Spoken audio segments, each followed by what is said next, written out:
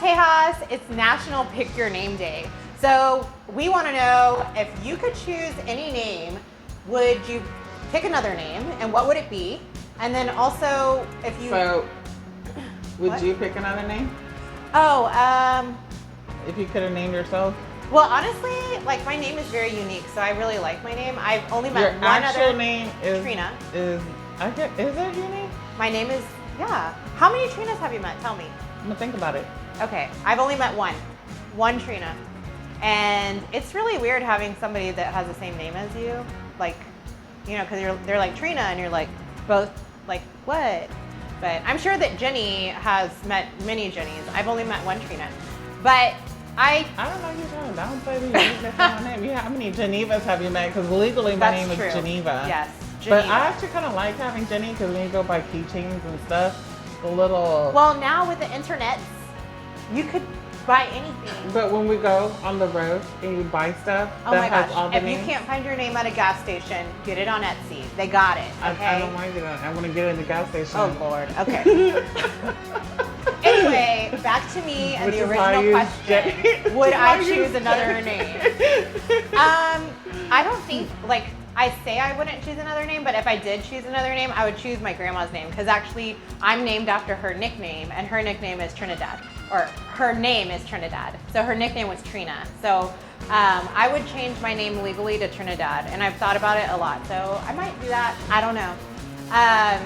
And then... But when you were little, did you ever pretend your name? Like, I used to pretend my name, and it's crazy. I used to pretend my name was Jessica for some reason. No. You know, like, my friends and I used to go out to bars, and, like, Ooh, yeah. they would choose fake names to tell guys because they didn't want to give their real names. Mine was Brooklyn. And my friend actually named her daughter, her middle name is her fake name that she used, Renee. That's the Renee. name. And so she'd always be like, my name's Renee. And then they would be like, oh, great, Renee, nice to meet you. What about you? And they would look at me and I would be like, Because you weren't ready with the fake name. Trina? Because I couldn't think of a fake name. I just can't do it. So the other name that I have gone by, though, is Marissa. And that's my middle name. And I named my niece Marissa. And yeah, but I mean, I've never really wanted to be another name. I really like my name, and I like that there's not very many. I did hate that I couldn't buy that little license plate. See, so that was just some haterade. Now that's why you're like all pro Etsy. Yeah, but now there's Etsy. Not a sponsor. Yeah, not a sponsor, but I'm sure there's lots of great Texas vendors on Etsy, and we would love to interview you, so fill out our form. So someone told me not that long ago that your name is your first gift that your parents give to you. And I thought that was beautiful. I'm gonna cry. I know. And so, you know, for me, if I did change my name or want to legally change my name to my grandmother's name, I would first ask my parents' permission. Actually, I told my mom I was gonna change my name when I got married and just drop Geneva because she's never, ever, ever a day in my life called me Geneva. And she actually got mad. Oh yeah, because it's a gift. It's their first gift to their baby. So yeah, I would ask their permission first, and then I would maybe change my name. But other than that, you know, you guys, y'all make sure too. Let me tell y'all this, okay? This isn't this. Hold on, no. Oh, no. Hold on. Give Don't me be my naming your kids something Give me crazy. my little violin. No, I'm just kidding. No, I want to know how many of y'all have actually been called another name, because people, yeah, I get called Trish all the time. Oh, you know what? That's true, because this girl started with working with me, and I swear to you, she's a Samantha, and she would get so mad because her name is Savannah. Yeah. And she would get so mad. She looked like a Samantha to me. Yeah, she does look like a Samantha. I know She who you're does talking look like about. a Samantha. See? But yeah, people called me Trish all the time. There's one person I'm talking to look you. like a Trish, though. I'm talking to you, Christine. But Christine, she does look like a Trish. She acts like a Trish too. Yeah, but I'd rather go by Trishelle. Yeah, that's actually the name that I choose, Trishelle. But anyway. Okay. So yeah, but let us know in the comments, like, what name would you pick if you could choose another name? Bye.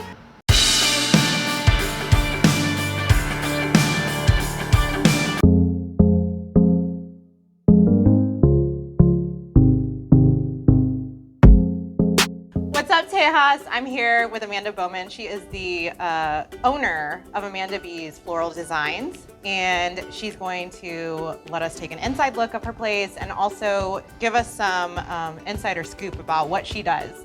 So first, I wanted you to tell me the story of the journey to becoming a florist. So I actually was in college studying entomology, which is the study of insects, for those of you who don't know. I really found out that it was not for me. I was not meant to go into research or in the medical industry. I was a creative, didn't know until I went to college to do that, and found floral design in the horticulture department and found out that that was my Elwood's moment. I woke up and I said, okay, I'm gonna be a florist now. And I changed my major the next day, and that was about 6 years ago now, and literally have not stopped thinking about flowers ever since. So intern, worked for a few people, worked in Austin, freelanced a lot, interned in Australia, and then got the confidence to start my own business, and that was about 3 years ago, full time, and then just decided that we were gonna do the shop, and it's been a lot of hard work and elbow grease, but here we are. So. And yeah. you recently moved into this location, right? How long have you been here? We've been here for 2 weeks now, Oh, officially. Wow. Like, doors open, everything's ready to go. So, but we signed the lease in January, so we had, this was a complete empty shell, so we had to do full construction to get it to where it is now. Yeah, and I'm feeling the Elwood's vibes in here too. Yes. So can you explain the business side to being a florist and your why? Like, why do you wake up every morning and want to come in here and do what you do? Well, to explain the why, I love that flowers are something that it doesn't matter what area you're from of the world, it doesn't matter what background you have, what socioeconomic background you have, literally everyone has an appreciation for them because they are beautiful, they're natural, like it's not, I feel like in this world we have so many things that are fake or artificial, but this is the one thing that is real through and through, and it's authentic and it's beautiful. It doesn't matter if it's a carnation or a lily or a rose, every person has some kind of emotional attachment to it as well, because either they might have had roses in their wedding or a funeral or something in their life, like their husband brought them flowers one day that when they had a really bad day, you know, there's an emotional attachment, and there's a scent, there's a feel, there's a touch, and everything in it. There's just so many things that I just love them, and I love that there's an art to it and there's a science background to it, because you have to know how to grow them as well as how to design them. So yeah, you know, we recently spoke to Stacy Anderson from the Hurried Hostess, and I know that you joined forces with her to do like a YouTube segment on making your own arrangement. So do you join forces with others to do other things, and what does that look like? Yeah, so being in the wedding industry, we have a great network with florists, other florists even. We do not have a competitive group in Houston. We really are a family, and it's amazing. But then there's our photographer friends, there's our caterer friends, there's all of that, and everyone just wants everyone to do well, and it's actually beautiful. Like, Houston is its own little enigma in that regard. But even outside of the wedding industry, in our local community, there's always a need for events to have flowers, and so we always have different opportunities to, you know, help out with fundraisers and pop-ups for local businesses and such. Like last year for Mother's Day, we did, or Valentine's Day, I'm sorry. We did a pop-up at Beholden, which is a wedding dress store in the River Oaks area, and we just had our flowers out and people could pop in and, you know, just pick out their wedding dress and pick up flowers. But you said, you know, that you work with local businesses, and I did notice in your shop, and we'll show everybody what you have in here, but you have a lot of stuff in here from other vendors from Texas. Yes. And a lot of like Texas inspired goodies. So I just really love that, because I can tell just by walking in here that you are supporting other businesses. Let's talk about attitude. What kind of hurdles did you face opening your business? And you know, how did you handle those hurdles? Where do I start? As far as when I was starting in the wedding industry and doing weddings, and just I was working out of my house, and so obviously that's a hurdle if any of you have ever worked out of your house. Especially, like, I don't have kids or anything, but I have a very needy husband. It's like a kid. Really though, but we found a balance whenever we worked. Is I had my own space, he had his, and that worked. But when we opened up the shop, that's when the most hurdles came along. Because, granted, I had a realtor, I had all of these people around me who had businesses and brick and mortars before, but you never know what you're going to get into until you're actually in it.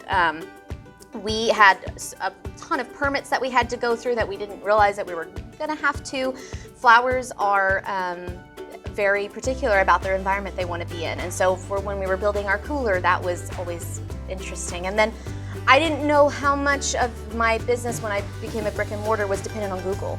And so that was a huge hurdle, having to figure out SEO and how to market with just one platform that I had never used before. Because obviously I'm pretty good with Instagram and Facebook and even TikTok, but nothing with Google. Like, it's a completely different beast. Yeah. So that was pretty frustrating and lots of wanting to throw the computer across the room. So that was, I would say, my biggest hurdles so far. Yeah, and do they have like Google, like, I mean, I guess you could Google like tutorials on how to use Google or something. But yeah. There's tons of resources online, but there's, you know, a million different ways that you can go with it. So I ended up hiring someone to help me out because I could not do it by myself. Yeah. So, and I feel like that's kind of whenever you realize, okay, this is not my lane, find someone that is good at what they do and just let them take the reins. Yeah, that's great advice, because I think that, you know, you are good at what you do, and that gives you the time to focus on, you know, doing what you love to do and what you're great at. Yeah. Tell us the secret to making a beautiful floral arrangement. Ooh, there's a few different tips that I could give, because one thing that's really simple that you can do is keep your water clean. It is a huge thing if you get a flower arrangement delivered to your house, or you get even just flowers from the grocery store. Make sure you are changing out the water every day. Bacteria grows in flowers, like just like, you know, we have, oops, sorry, I hit my mic. Just like we have things in our body that prevent us from getting sick, flowers do too. But whenever you enter bacteria into your water, it's gonna grow. So if you're constantly cleaning that, then you're gonna have them last longer. They're gonna be happier, healthier, all of that. You don't even need the packet, honestly. Throw the packet away, just give it clean water. You can, the only thing you can do is really put one drop of bleach in your vase. And really? Yeah, because it's an antibacterial. So you can just throw that in there and it'll help. But I'm not kidding you when I say one drop, or else you will have some interesting looking flowers by the end of the day. But yeah, that's my biggest thing is you can cut them, and all of their nutrients come from their stem. So if you're constantly cutting those things like once a day, they will uptake water better. Okay, so, yeah. That's great advice, and that probably explains why all the flowers they get die. So I mean, they're gonna die eventually. Darn. So what helped you keep a good attitude, overcoming the hurdles of opening a brick and mortar? Ooh, honestly, a great support system.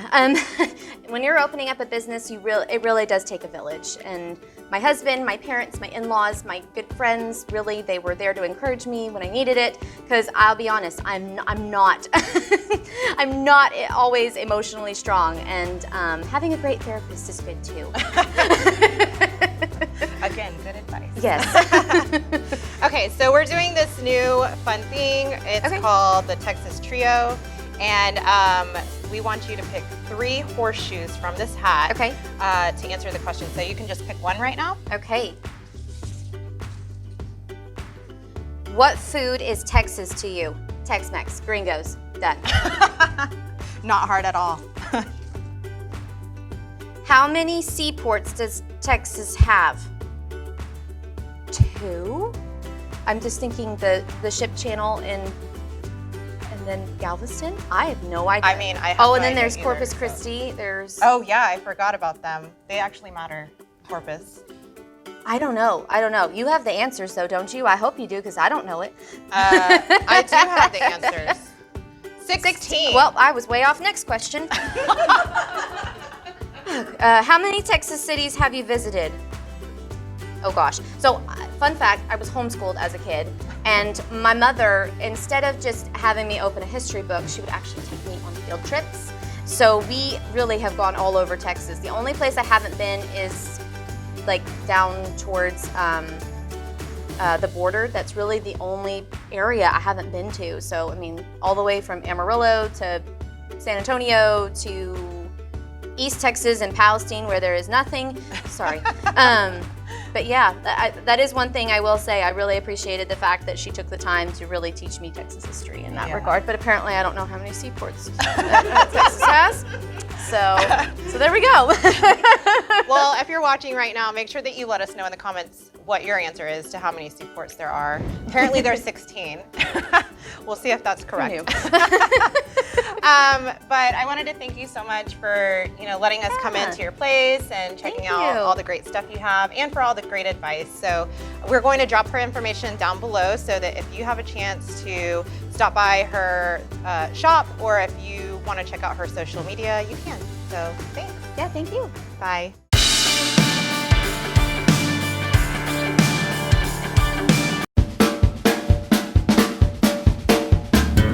What's up, Tejas? It's National Antique Day, so we wanted to show you some of the great antique finds that we got to decorate our office.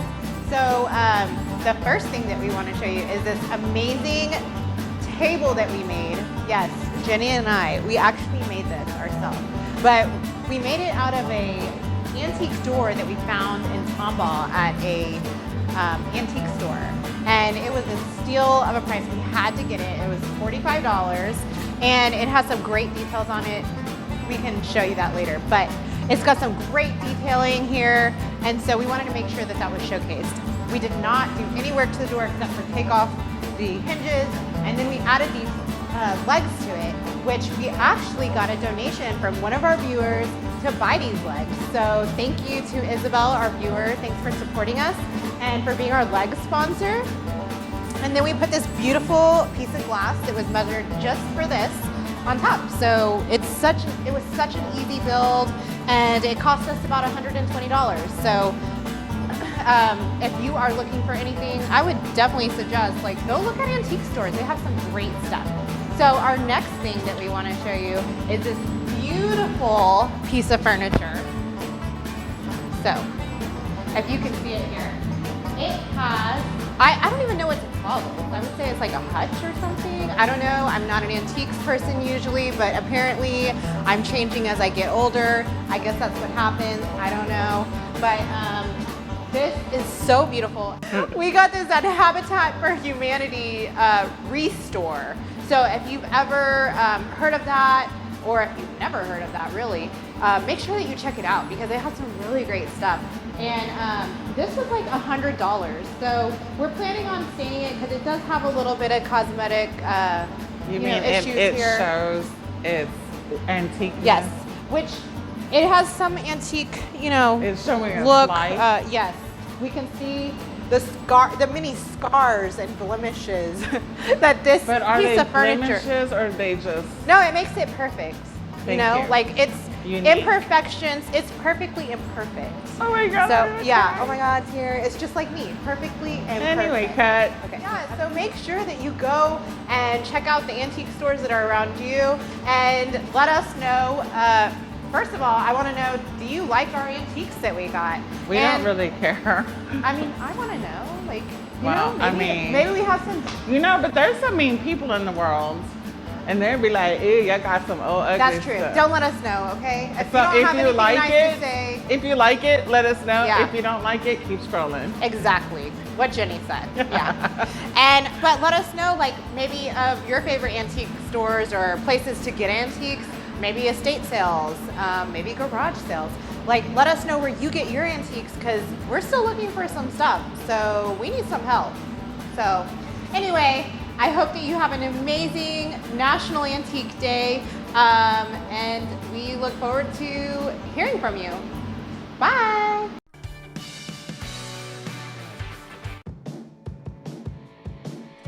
Don't forget to like, comment, and subscribe. Till next time, that's all, y'all.